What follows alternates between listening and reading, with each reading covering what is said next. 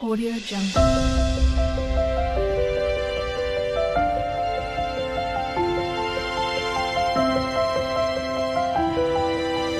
Audio Jungle. அல்லேலூயா. எல்லாம் எப்படி இருக்கீங்க? சரி, முதல்ல நம்ம சங்கீதம் 113. சகோதரர் காலையில் வந்தோடனே இந்த 113ஆம் சங்கீதத்தை நீங்கள் கொஞ்சம் எக்ஸ்பிளைன் பண்ணணும் அப்படின்னு சொன்னாங்க. ஆக்சுவலாக நான் பேசுகிற கேட்கலாம். ஓகே, எல்லாரும் அமர்ந்து கொள்ளலாம். ஒரு 15 மினிட்ஸ் எனக்கு ஆண்டவர் அளித்த வாய்ப்புக்காக நன்றி. அவர் எத்தனாவது வசனம் என்றால் 7ஆம் வசனத்தையும் 8ஆம் வசனத்தையும் வாசிப்போம். திரும்ப அவர் சிறியவனை புழுதியில் இருந்து தூக்கி விடுகிறார், எளியவனை குப்பையில் இருந்து உயர்த்துகிறார், அவனை பிரபுக்களோடும் தமது ஜனத்தின் அதிபதிகளோடும் உட்கார பண்ணுகிறார். அவர் சிறியவனை புழுதியில் இருந்து தூக்கி விடுகிறார், எளியவர்களை குப்பையில் இருந்து உயர்த்துகிறார். இது ஒரு பார்ட், இது ஒரு பார்ட் 50%. இதற்கான ரிசல்ட் அதர் ஒன் வேர்டில், அந்த 2வது வேர்டில், ஏன் எளியவனையும் சிறியவனையும் புழுதியிலையும் குப்பையிலும் இருந்து தேவன் தூக்குறார் அப்படின்னா அதற்கான விடையையும் அடுத்த வசனத்தில் சொல்லப்படுகிறது.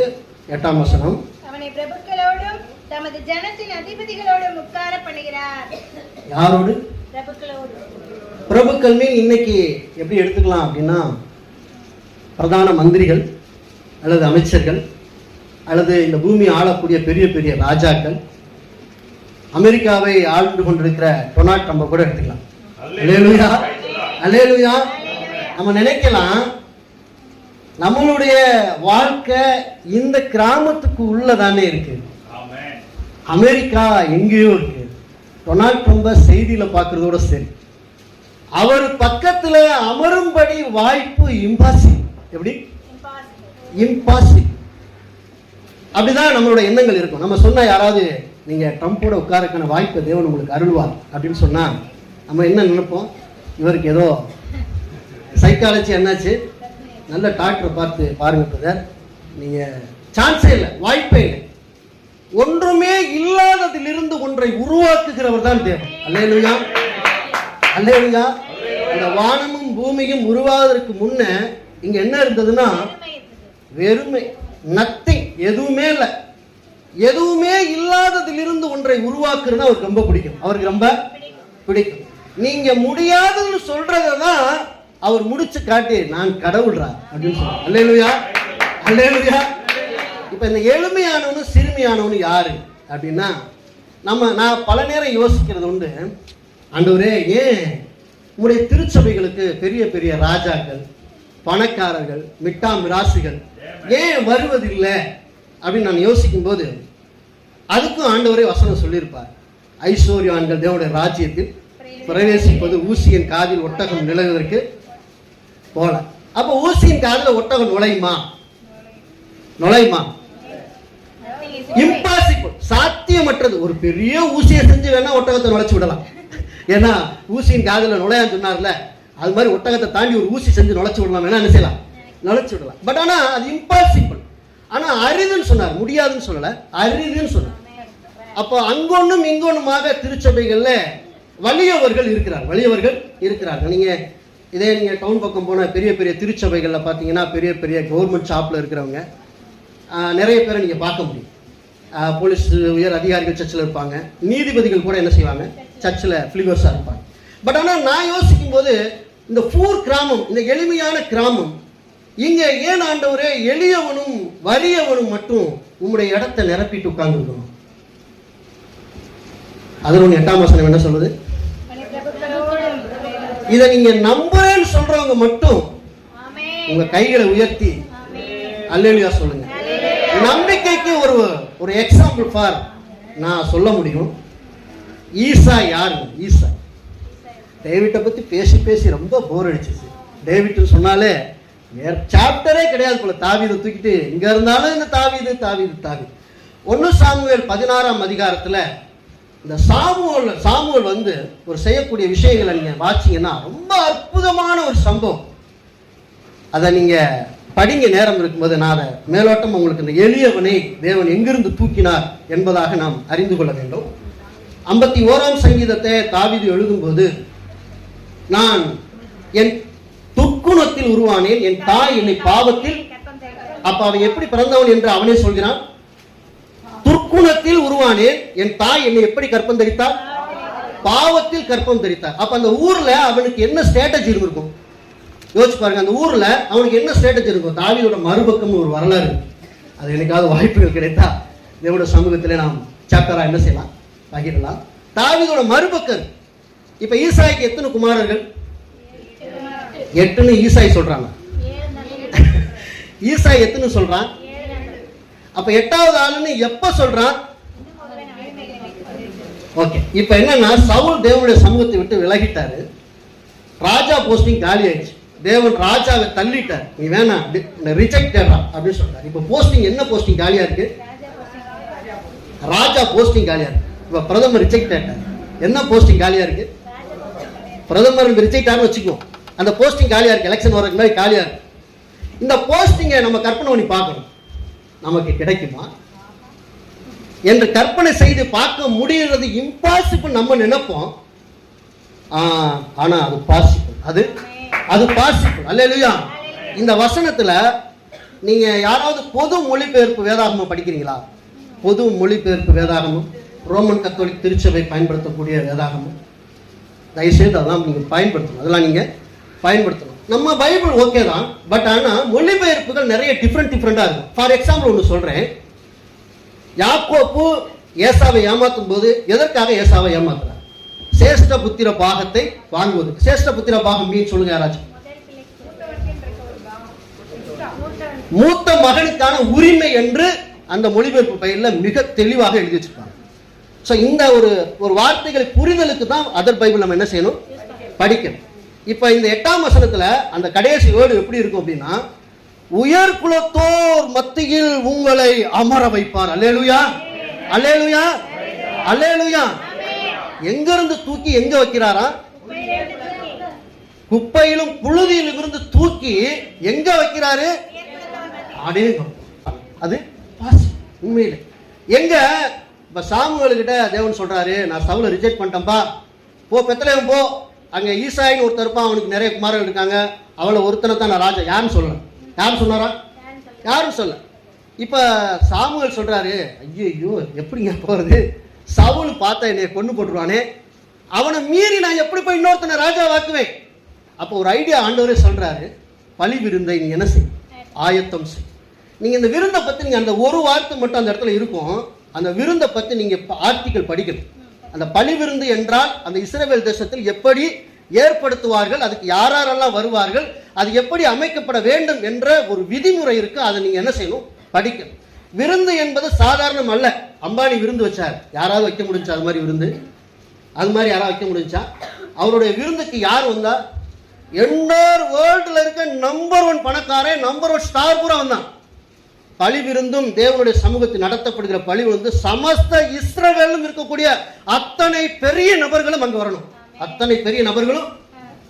இப்ப பெத்லெகேமுக்கு சாமுவேல் வர்றாருன்னு தெரிஞ்ச உடனே அங்க இருக்க மூப்பர்லாம் முன்னாடி ஓடி வந்து, நீர் வர்றது சுக செய்தி தானா, ஏன் வர்றீங்க? ஏன்? ராஜாவை தள்ளி ராஜாவை ஏற்படுத்துகிற பொறுப்பை யாரு கொடுத்திருந்தார்? தேவன் ஊழியக்காரனுக்கு கொடுத்திருந்தார். அல்லேலூயா. சாமுவேல் கொடுத்திருந்தார். சாமுவேல் வந்து அங்க எல்லாம் ஆட்டம் கண்டு போய் நிக்குது. எதுக்கு வந்தாருன்னு தெரியல. சமஸ்த இஸ்ரவேலின் தீர்க்கதரிசி, சமஸ்த இஸ்ரவேல் நாட்டிற்கும் the one of the prophet, the Samuel. அல்லேலூயா. அவர் வந்து அங்க சிங்காசனத்துல உட்கார்ந்தா எல்லாம் கையிட்டு நிக்கிறான். இப்ப ஈசாயை கூப்பிடுறாங்க விருந்துக்கு. ஈசாய் 7 குமாரரோட விருந்துக்கு வந்தான். ஒரு குமாரர் வரல. அல்லேலூயா. அவன் எங்கெங்க போனான்? யாருங்க அனுப்புனான்? யாருங்க அனுப்புனான்? யார் அனுப்புனான்? அவனே ஆடுகளை தெரிந்து கொண்டு, அப்பா நான் மேய்ச்சிட்டு வரப்பான்னு போனானா? மிகப்பெரிய விருந்துக்கு அழைக்கப்படாத தாவீது ஆடுகளை ஓட்டிக்கொண்டு வனாந்தரமான இடத்துக்கு போனா. அங்க என்ன இருக்கு தெரியுமா? கரடியும் சிங்கமும் இருக்கக்கூடிய இடத்துக்கு தாங்க அவன் ஆடு வைக்க அனுப்புவாங்க அவனை. அல்லேலூயா. நான் சொல்றேன், எளியவனை புழுதியில் இருந்தும் சிறுமையானவனை எங்க இருந்தும் தூக்குகிறார். இப்ப அங்க இருந்து ஒரு அழைப்பு என்னன்னா, ஃபர்ஸ்ட் யார் வரா? எலியா வரா. சாமுவேல் எலியா பார்த்துட்டு எலியா பார்த்து சாமுவேல் எந்திரிக்கிறார். இவன் தான் ராஜா. ஏய் இரு, அவனோட உருவத்தை பார்த்து அவனோட எடையை பார்த்து என்ன செய்ய, தோட்டத்தை பார்த்து கணக்கிடாத, நீ முகத்தை பார்க்கிறாய், நான் விருதத்தை பெற. உட்காரு சாமுவேல், உட்காரு அப்படின்னாரு ஆண்டவர். சாமுவேல் அப்படியே உட்கார்ந்தான். அடுத்து யார் வந்தா? அமினதாப் வந்தான். அவன் தான் நினைச்சான், இல்ல அடுத்து ஒருத்தன் வரான், அடுத்து ஒருத்தன் 7 பேர் விட்டானுங்க. தைல குப்பி கையில இருக்கு, தைல குப்பி கையில இருக்கு.